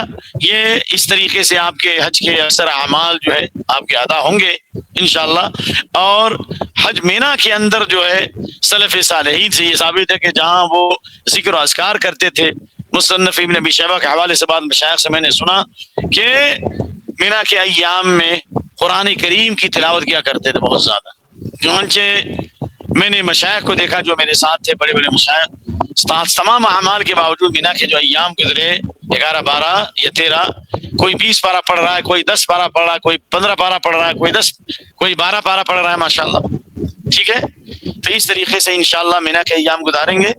और मीना के अय्याम गुजारने के बाद जब आप मक्का आए, या अगर वहां से आपका इरादा है कि आप सफर पे जा रहे हैं, तो खाने काबा आकर आपके लिए तवाफ ज़ियारत जो है वाजिब है। उमिर अन्नास अन यकून आखिर अहदिहिम बिल बैत में हुक्म दिया गया कि क्या है, तवाफ़े विदा करना है। इल्ला अन्नहु खुफ़िफ़ अनिल हायद, जो हायदा औरतें उनसे जो है तवाफ़े विदा जो है माफ है। उमरा में तवाफ़े विदा वाजिब नहीं, लेकिन हज करने में तवाफ़े विदा क्या है, वाजिब है। ये चंद बिखरे हुए मसाइल थे जो मैंने इख्तिसार के साथ आपके साथ बयान किया। और हज के अंदर बहुत सारे लोग जो है तवाफ़ करते वक्त जो है मोबाइल का इस्तेमाल करते हैं, ऑनलाइन हो जाते हैं, दिखलाते हैं कि देखो मैं तवाफ़ कर रहा हूँ, मैं मीक़ात के पास हूँ, मैं मिना में हूँ, मुज़दलिफ़ा में हूँ। वल्लाहि इन्न हाज़ा लमुब्तिल, इन्न हाज़ा लयुब्तिलु अमलक, ये आपके सारे अमाल को ज़ाय कर देगा। कोई रियाकारी है, दिखावा है। अल्लाह ताला फरमाता है फमन कान यरजू लिक़ा रब्बिही फलियअमल अमलन सालिहन वला युशरिक बिइबादति रब्बिही अहदा। जो शख्स अपने रब से मिलने की उम्मीद रखे, उसे चाहिए कि क्या करे, अमल सालेह करे, यानी सुन्नत के मुताबिक अमल करे और अपने रब की इबादत में किसी को शरीक न करे। अब हाजी कहलाने के लिए या दूसरी चीज़ों के लिए आप अपने हज का इश्तिहार कर रहे हैं, तो रियाकारी भी है। नंबर 1, बिला ज़रूरत तस्वीर कशी हराम है, ये गुनाह भी आपने किया। नंबर 3, उसकी वजह से लोगों को दिक्कत और परेशानियों का सामना करना पड़ा, जितने लोगों को तकलीफ होगी उन तमाम का गुनाह आपको उठाना पड़ेगा। लिहाजा इन चीज़ों से बचिए। और वहाँ बच्चे का जगह बोर्ड बने हुए हैं, और हमारे अजीज़ को भी मालूम है कि बाद मशाइख़ हैं जो हज के अय्याम में इसी के लिए ख़ास होते हैं फतवा देने के लिए। वहाँ भी बने हुए जगह जगह हर ज़मान में, और वहाँ भी मशाइख़ हैं, और बहुत से मशाइख़ रियाद में भी है और वहाँ भी है, हर ज़मान के अंदर। अब तो मामला बाज़ाब्ता उस पर नंबर भी आ गया, आप कोई भी मसला उससे पूछ के अमल कीजिए। क्यों? इसलिए कि दुआतुन अला बाबि जहन्नम, जहन्नम के दरवाजे पर बुलाने वाले जहन्नम की तरफ बुला रहे हैं। तो वहाँ भी ऐसे लोग मिलेंगे जो गलत फतवा देकर आपके हज को ख़राब करेंगे, उनसे होशियार रहिए। ये चंद बिखरी हुई चीज़ें थी। और अभी मैं अजान में थोड़ा वक्त बाकी है, अजान होने के बाद भी शायद मैं 5 मिनट वक्त लूँ। मैं सरसरी तौर पर कुछ चीज़ें जिक्र कर रहा हूँ। हज के जो चंद शुरूत है, उसमें अहले इल्म की तहकीक मुताबिक हज की 5 शर्तें। शर्त और रुकन में फ़र्क ये है कि शर्त का ताल्लुक अमल से पहले होता है और रुकन का ताल्लुक अमल के अंदर होता है। अमल के अंदर फला चीज़ें करेंगे तो हज से पहले 5 चीज़ें ज़रूरी है जिसके ऊपर हज फ़र्ज है। नंबर 1 मुसलमान होना, नंबर 2 आकिल बालिग होना, नंबर 2 अकल, नंबर 3 बालिग होना, नंबर 4 आज़ाद। اگر غلامی کے زمانے میں حج کیا ہے تو آزادی کے بعد بھی حج کرنا ہوگا. اسی طریقے سے اگر بچہ جو ہے بچپنے میں حج کیا ہے اور بالغ ہونے کے بعد اس کے پاس مال ہے تو اس کے اوپر حج فرض ہے. اسی طرح استطاعت ہونا چاہیے، یعنی اس کے بعد الزاد والراحلہ، خرچہ ہو اس کے بعد جو بتا دیا، اور سواری پہ بیٹھنے کی اس کے بعد صلاحیت ہونی چاہیے. حج کی جو 3 قسمیں، حج تمتع، حج قران، حج افراد، یہ مسئلہ تو آپ جانتے ہی ہیں. ٹھیک ہے. حج کے جو ارکان ہیں، یعنی حج کے ارکان 4 ہیں، یعنی حج کی عمارت کھڑی ہے. جس طرح اسلام کے 5 ارکان ہیں نا، اس میں سے کوئی بھی رکھیں گے تو اسلام کی عمارت گر جائے. تو حج کے 4 ارکان، عمرے کے 3 ارکان ہیں. کیا ہے بھائی؟ حج کے ارکان، احرام باندھنا، میقات سے احرام باندھنا یہ مستحب ہے، سنت. لیکن اگر میقات سے پہلے بھی احرام باندھا تو کافی. نمبر 2، عرفہ میں وقوف کرنا. عرفہ میں وقوف کرنا، اگر مان لیا کہ کوئی آدمی ظہر کے بعد آیا ہے یا ظہر سے پہلے آیا ہے تو وہ مغرب تک رکے گا. لیکن جو مغرب کے بعد آیا ہے تو مغرب سے لے کر فجر سے پہلے کچھ حصہ بھی اگر اس کو عرفہ کا مل گیا تو اس کا حج مکمل ہو جائے گا. لیکن جو عرفہ میں آیا ظہر سے پہلے یا ظہر کے بعد، اس کے لیے مغرب تک رکنا ضروری ہے. اگر مغرب سے پہلے اگر آپ چلے گئے تو آپ کو دم دینا پڑے گا. طواف زیارہ، اسی طرح صفا مروہ کی سعی ہے. واجبات حج کیا ہے؟ اگر ارکان حج میں سے کوئی بھی رکن چھوٹتا ہے تو دم دینے سے کام نہیں چلے گا. اور حج کے جو 7 واجبات اس میں سے کوئی رکن ہے، کوئی واجب چیز چھوڑتے ہیں تو عبداللہ بن عباس کے فتوی کے مطابق جو ہے بکری ذبح کرنی پڑے گی. اس بارے میں کوئی حدیث نہیں ہے، ابن عباس کا فتویٰ ہے. تو حج کے جو 7 واجبات ہیں، نمبر 1، میقات سے احرام باندھنا. میقات سے احرام باندھنا یہ واجبات میں شمار کیا. لیکن جس کے لیے میقات سے احرام باندھنا مشکل ہو، پتہ نہ چلے، وہ پہلے بھی احرام باندھ سکتا ہے. جیسے آپ نے ایک صحابی کو کہا تھا، من دویریت، یا اپنے گھر والوں سے، اپنے گھر سے بھی کر سکتے. اسی طرح عرفہ میں رات تک رکنا جو دن میں آیا ہے. اسی طرح نمبر 3، مزدلفہ میں رات گزارنا جو استطاعت رکھتا ہے. یعنی اگر آپ وہاں پہنچ گئے تو آپ کے لیے وہاں رات گزارنا، اللہ یہ کہ بوڑھے ضعیف لوگوں کے لیے آدھی رات کے بعد جانے میں کوئی حرج نہیں ہے. اسی طریقے سے ایام تشریق میں مینا میں رات گزاریں 11-12 میں جو رات گزاریں گے تو ظہر کے بعد رمی کریں گے، ظہر سے پہلے نہیں کریں گے. بعض لوگ ظہر سے پہلے رمی کرتے ہیں، غلط بات ہے. کننا نتحین اذا زال، ہم لوگ انتظار کرتے ہیں. عبداللہ بن عمر کہتے ہیں جب سورج ڈھل جاتا تب ہم لوگ ایام تشریق میں رمی کرتے تھے. ظہر سے پہلے رمی نہیں کرنے کی گنجائش نہیں ہے، نہیں ہوگا. رمی الجمرات مرتباً، اور جمرات کو جو رمی کرنا ہے جس ترتیب سے بتایا گیا کہ وہ کیسی رمی ہونی چاہیے، یعنی چنے کے برابر ہو.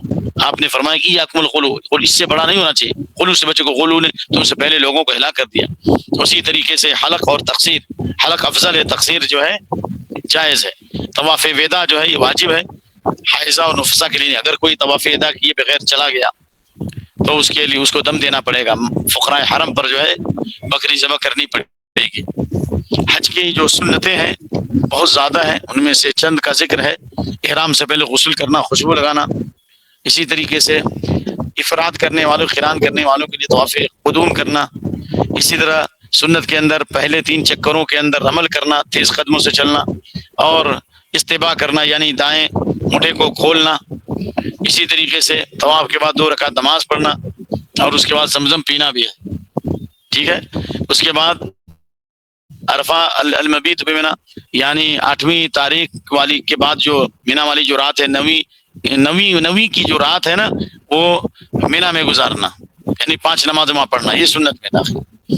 التلبیۃ من حین، لیکن یہاں پہ ایک مسئلہ رہ گیا کہ آپ کو لوگ رات ہی میں لے جاتے ہیں. مینا صبح میں جانا چاہیے نا سورج نکلنے کے بعد، تو رات ہی میں لے جاتے ہیں. تو آپ ایسے ہی چلے جائیے عام کپڑے میں، اور وہاں جب مینا میں چلے جائیں تو ظہر سے پہلے جو ہے یا فجر کے بعد آپ احرام باندھ لیں اور تلبیہ پڑھ لیں، لبیک اللہم حج. سمجھ میں آ رہا ہے نا آپ؟ التلبیۃ من حین الاحرام الی رمی جمرۃ العقبہ. یہ تلبیہ کب سے پڑھنا ہے؟ 8ویں تاریخ کو احرام باندھنے سے لے کر جمر عقبہ تک. یعنی جمر عقبہ جو ہوتا ہے نا، جس دن 10ویں تاریخ کو جمرہ کر رہے ہیں اس وقت تک تلبیہ کر سکتے ہیں. بعض اہل علم کہتے ہیں کہ آخری رمی تک کر سکتے ہیں. اور سنیے، آپ ایک حدیث میں بھول گیا تھا بتانا، ذرا غور سے سنیے. جو کنکری مارتے ہیں نا، ہر کنکری پر اللہ تعالیٰ ایک گناہ کبیرہ کو معاف کرتا ہے. اللہ اکبر، حدیث بالکل صحیح ہے. علامہ البانی نے اس کی تصحیح فرمایا، ہر کنکری پر اللہ تعالیٰ گناہ کبیرہ کو معاف کرتا ہے. اور وہاں بھی جوتا چپل ماریں گے تو کیا ہوگا؟ عمل ضائع ہوں گے نا. بہت ہی انکساری کے ساتھ مارنا ہے. انما جعل الطواف والسعی بین الصفا والمروہ والرمی لاقامۃ ذکر اللہ. ہاں تو بات چل رہی ہے کہ حج کے جو سنتیں ہیں ان سنتوں میں سے کیا ہے تلبیہ کہنا. اسی طریقے سے عرفہ میں ظہر اور عصر کی نماز ایک ساتھ پڑھنا جمع تقدیم، اور مغرب و شام جمع تاخیر مزدلفہ میں. یہ تو معلوم ہے آپ کو، آگے چلیے. ویسے گنا رہا ہوں ارکان حج اور واجبات اور سنن میں کیا فرق ہے. ارکان جو حج کے اندر جو ارکان پائے جاتے ہیں جیسے احرام باندھنا، طواف کرنا، سعی کرنا، عرفہ میں وقوف کرنا، ان چاروں میں سے کوئی بھی چھوٹے گا تو ہے نا وہ دم دین اس نہیں ہوگا، لوٹانا پڑے گا. ٹھیک ہے. اور واجب اگر چھوٹتا ہے جو تقریباً واجبات حج جو آپ کو بتایا گیا ساتھ، اس میں تو کوئی چھوٹتا ہے تو ابن عباس رضی اللہ عنہ کے فتح کے مطابق دم دینے سے کام چل جائے گا. اور سنن جو ہے اس کا کرنا مستحب ہے، اس پر ثواب ملے گا، چھوڑنے پر گناہ نہیں ہوگا. محظورات احرام یعنی حالت احرام میں جو چند چیزیں منع ہے اس میں سے جو ہے اس کی 3 قسمیں ہیں. پہلی قسم کیا ہے؟ جو مردوں اور عورتوں پر حالت احرام میں چند چیزیں منع ہے وہ 7 ہیں، مردوں پر بھی اور عورتوں پر. نمبر 1، بال یا ناخن کا کاٹنا، ازالۃ شعر الراس بحلق او غیرہ، یعنی بال کا کاٹنا جس میں کسی حصے کا. وہ ایک صحابی کو بہت زیادہ جو ہے جوں تھا تو آپ نے کہا تھا کہ اس کا فدیہ دینا ہے. وہ حدیث میں قرآن میں بھی ہے، اس کا ذکر ہے. ٹھیک ہے نا، ابھی وقت نہیں کہ اس کو بتا سکیں. تقلیم الاظافر، اسی طرح ناخن کاٹنا. استعمال الطیب، خوشبو لگانا حالت احرام میں کیا ممنوع ہے. عقد النکاح، نکاح کا پیغام دینا. اللہ کے نبی نے میمونہ سے جو نکاح کیا تھا وہ حالت احرام میں نہیں کیا تھا، جو حناف کہتے ہیں حالت احرام میں کیا تھا. اللہ تعالیٰ ان کو ہدایت دے. اللہ کے نبی صلی اللہ علیہ وسلم نے میمونہ سے نکاح جو کیا تھا احرام میں نہیں کیا تھا، آپ نے مقام صرف میں کیا تھا، اور میمونہ کی وفات بھی وہیں پہ ہوئی رضی اللہ عنہا. تو یہ حج سے فارغ ہونے کے بعد کیا تھا آپ نے. اسی طریقے سے محظورات احرام کے اندر میاں بیوی کے تعلقات جو آپ کو معلوم ہے، یہ شہوت کے ساتھ ملنا، جمع کرنا، شکار کرنا، مرد عورت سبھی پہ حرام ہے. دوسری قسم کیا ہے؟ صرف مردوں پر حرام ہے، صرف مردوں پر حرام. وہ تو ہے سر ڈھانکنا. اگر کسی نے غلطی سے سر ڈھانک لیا تو اس کو دم نہیں دینا پڑے گا اس کے کئی سر کو کھولنے کے لیے، یا یعنی سیلا ہوا لباس پہننا. لیکن اگر کسی کے پاس احرام کی چادر خراب ہو گئی، احتلام ہو گیا، تو مجبوری میں اگر وہ پاجامہ پہن لیا تو کوئی حرج، اس کی بھی روایت آتی ہے. اور اسی طریقے سے آپ بہت سے لوگ جو ہے یہ نہیں پہننا ہے، کیا کہتے ہیں، موزہ نہیں پہننا ہے، ٹھیک ہے، لیکن جوتا پہن. اللہ کے نبی صلی اللہ علیہ وسلم نے جو عرفات میں جو خطبہ دیا تھا، لِيُحْرِمَ أَحَدُكُمْ فِي إِزَارٍ وَرِدَاءٍ وَنَعْلَيْنِ، احرام باندھے کس میں؟ ازار میں اور چادر میں، اور ازار میں اور چادر میں، ٹھیک ہے، اور اپنے جوتوں میں. اور جس کو جوتا نہ ملے وہ خف پہن لے اور خف پہن لے. تو اگر مان لیا نہیں مطلب یہ لیحرم جان سکتا ہے، لیکن اس کو نہ ٹخنے سے نیچے کاٹنے، یہ کاٹنے کا حکم پہلے دیا تھا لیکن عرفات میں آپ نے نہیں دیا تھا. تو خلاصہ یہ وہ کوئی بھی چپل اور جوتا آپ پہن سکتے ہیں. یہ جو ہے کہ لوگ خاص جوتا چپل استعمال کرتے ہیں، سینڈل چپل، ایسا کچھ نہیں ہے. کوئی بھی جوتا استعمال کیا، یہاں تک جوتا ہو کوئی حرج نہیں ہے. اللہ کے نبی نے جوتا پہننے کے لیے کہا ہے، احرام میں کوئی حرج نہیں ہے. سیدھا ہوا لباس نہیں پہننا ہے. سمجھ میں آ رہا ہے نا. اسی تیسری قسم جو صرف عورت پر حرام ہے وہ کیا ہے؟ نقاب پہننا یا برقع پہننا. یہ تو میں حدیث پڑھ چکا ہوں، لا تنتقب المرأة ولا تلبس القفازین. عورت نقاب نہیں اوڑھے گی اور دستانہ نہیں پہنے گی، لیکن حالت احرام میں بھی پردہ کرے گی. حضرت عائشہ رضی اللہ عنہ فرماتی ہیں کہ کان رکبان یمرون بنا ونحن محرمات مع رسول اللہ صلی اللہ علیہ وسلم.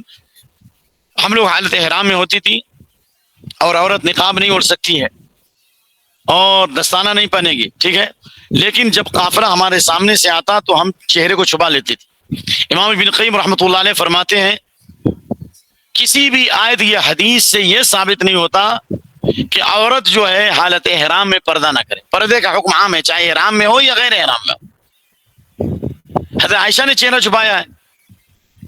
اور اسی طریقے سے اسماء والی روایت ہے، اس میں بھی ہے کہ کننا نخمر وجوہنا، ہم حالت احرام میں چہرے کو چھپاتی تھی مردوں کے سامنے.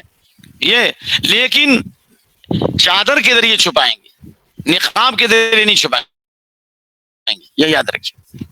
حج کی بہت ساری خوبیاں، اس میں سے مسلمانوں کی اجتماعیت، کہ سارے عالم سے لوگ جمع ہوتے ہیں، الفت و محبت پیدا ہوتی ہے، ایک دوسرے کا تعارف ہوتا ہے، اسلامی وحدت کے مظاہر ہیں، اور اسلام کی اجتماعیت کا اعلان ہوتا ہے، ایک زمانے میں، ایک لباس میں، ایک آواز میں اللہ کی توحید کا اعلان کرتے ہیں، نہ عجمی میں کوئی فرق، نہ عربی میں کوئی فرق، نہ چھوٹے اور بڑے میں، نہ غریب اور امیر میں، نہ کالے اور گورے میں۔ اور یہ حج کے محاسن میں سے ہم یہ ہے کہ ایک لباس میں، ایک آواز میں، ایک کیفیت کے ساتھ جو اللہ تعالیٰ کی توحید کا اعلان کرتے ہیں، اس سے آخرت کی یاد آتی ہے، میدان محشر کو یاد کرنا چاہیے، اور اللہ کے سامنے جب ہم حاضر ہوں گے اس کو یاد کریں گے۔ اتنا بڑا مجمع ہے، 10 لاکھ کا، 20 لاکھ کا ہوتا ہے، تو مہاسنکھوں کا مجمع ہوگا تو کیا حال ہوگا۔ تو الحمدللہ یہ جو ہے حج سے متعلق چند چیزیں تھیں جو میں نے آپ کو پڑھ کر سنایا، اور جو تجربے والی جو چیزیں تھیں، عملی چیزیں، وہ میں نے آپ کو زبانی بتایا، اور اللہ کا میں اس بات پہ شکر ادا کرتا ہوں کہ اس وقت کو اللہ نے میرے لیے کافی کر دیا، اور میں نے زبانی بھی بتا دیا، اور جو کچھ میں لکھا تھا وہ بھی بتا دیا، یہ اللہ کی طرف سے۔ لیکن ان تمام کے باوجود بھی میں اپنی کمی کا اور کوتاہی کا بار بار اعتراف کرتا ہوں، جیسا درس دینا چاہیے ویسا نہیں دے سکا، کہ وقت نہایت کم ہے۔ اگر وقت ہوتا تو انشاءاللہ اور بھی تجربات اور واقعات بتاتا میں آپ کو، لیکن وقت کی کمی اس بات کا موقع فراہم نہیں کر پائی کہ میں مزید تفصیل آپ کے سامنے بیان کر سکوں۔ اللہ تعالیٰ جو حجاج جا رہے ہیں ان کے حج کو قبول فرمائے، ان کے نیک عمل کی توفیق دے، اور اللہ ان کو خوب دعاؤں کی توفیق دے، کیونکہ الحجار عمر وفد اللہ، حج اور عمرہ کرنے والے اللہ کے مہمان ہیں، اللہ نے بلایا تو انہوں نے لبیک کہا، اور جو دعا کریں گے تو اللہ ان کی دعا قبول کرے گا۔ اور جو حج کے سفر میں مر گیا تو اللہ کے نبی کی حدیث ہے، بالکل صحیح حدیث ہے، من خرج الى الحج فمات في حج كتب له اجر الحج الى يوم القيامه، حج کے سفر میں اگر کوئی مر گیا تو قیامت تک حج کا ثواب ملے گا۔ اللہ تعالیٰ ایمان کی موت دے، پاکیزہ موت عطا فرمائے۔ میں اپنی طرف سے اپنے عزیز عابد جمال کا شکریہ ادا کرتا ہوں کہ آپ نے اس غریب کو موقع دیا، حالانکہ میں اس کے لیے تیار نہیں تھا، اپنے حالات کی وجہ سے۔ حج کا موضوع آیا اس لیے میں نے جو ہے دوسرے پروگرام کو چھوڑ کر کے میں آپ کے حاضر ہوا ہوں۔ اللہ تعالیٰ میری حاضری کو قبول کرے، اور ہمارے لیے قیامت کی حاضری کو امن اور عافیت کا ذریعہ بنائے۔ اقول قولی هذا واستغفر الله لي ولكم ولسائر المسلمين واستغفروه انه غفور رحیم۔ السلام علیکم ورحمۃ اللہ وبرکاتہ۔ وعلیکم السلام ورحمۃ اللہ وبرکاتہ۔ ایک منٹ، خان صاحب کوئی ہیں وہ ابھی سوال کریں گے، لیکن ایک منٹ شیخ محترم نے وضو بھی کرنا ہے، وہ بھی ہے وقت ہے، 2 منٹ وقت ہے میرے پاس جی، بہت 2 منٹ میں ہی کرنا ہے جی، کیونکہ ہم کو وضو بھی کرنا ہے، نماز بھی جی۔ پڑھنا ہے۔ خان صاحب سوال کر لیں، پہلے آپ سوال کر لیں۔ جی جی جی جی، السلام علیکم۔ وعلیکم السلام ورحمۃ اللہ وبرکاتہ۔ رمی کے لیے کنکری کس دن اور کہاں سے چننا بہتر ہے؟ بے شک رمی کے لیے کنکری چننے کے لیے کوئی جگہ خاص نہیں ہے۔ مثال کے طور پر اگر آپ مزدلفہ میں کنکری لے لیں تاکہ 10 تاریخ کو لینا ہے تو کوئی حرج نہیں ہے، یا مینا میں لے لیں، اس کے لیے کوئی یعنی جگہ مخصوص نہیں ہے، کیونکہ اللہ کے نبی صلی اللہ علیہ وسلم نے صحابہ کو کہا رمی چننے کے لیے، تو رمی جو کنکری بڑی تھی تو آپ نے کہا کہ نہیں، یہ بالکل یہ چنے کے برابر ہونا چاہیے، یا اس سے تھوڑا بڑا ہونا چاہیے، تو اس کے لیے کوئی ضرورت نہیں۔ اور لوگ رمی کے لیے جو کنکری جمع کرتے ہیں اور اس کو دھوتے ہیں، یہ تو وہ گویا کہ آپ اپنے عمل کو ضائع کر رہے ہیں، کیونکہ اللہ نے فرمایا یا ایھا الذین آمنوا اطیعوا اللہ واطیعوا الرسول ولا تبطلوا اعمالکم، اے ایمان والو اللہ کی اطاعت کرو، رسول کی اطاعت کرو، اپنے عملوں کو ضائع مت کرو۔ بدعات کی وجہ سے عمل ضائع ہو جاتے ہیں۔ من عمل عمل لیس علیہ امرنا فرد، جس سنت کی پیروی سے عمل قبول ہوتا ہے، بدعت پر عمل کرنے سے عمل مردود ہو جاتا ہے۔ تو اس کے لیے کوئی جگہ خاص نہیں ہے، کہیں سے بھی رمی لے سکتے ہیں، یہاں تک کہ وہ جو رمی کی گئی ہے اس میں جو گرا ہوا رمی ہے، صحیح قول کے مطابق اس کو بھی اگر آپ استعمال کریں تو بھی کوئی حرج نہیں۔ بات منع کرتے ہیں لیکن منع کی کوئی دلیل نہیں۔ جو رمی استعمال ہو چکی ہے جمرات کے پاس، اس کو بھی اگر آپ کو باہر گرا ہوا مل جائے اس کو بھی استعمال کریں، نو پرابلم، کوئی حرج نہیں انشاءاللہ، صحیح قول میں۔ جزاک اللہ۔ بہت بہت شکریہ شیخ، اللہ تعالیٰ آپ کو خیر عطا فرمائے، صحت و عافیت سے نوازے، اور یہ جو آپ نے بتایا آپ کے میزان حسنات میں اس کو شمار کرے، اور ہم سب کو اس پر عمل کرنے کی توفیق دے۔ چونکہ وقت ہو گیا اور شیخ کو نماز ابھی آذان بھی ہو گئی شیخ کی ادھر میں، اور وضو بھی کرنی ہے، اس لیے میں بغیر کسی بات کے میں اسے ابھی ہی اس درس کے خاتمے کا اعلان کرتا ہوں۔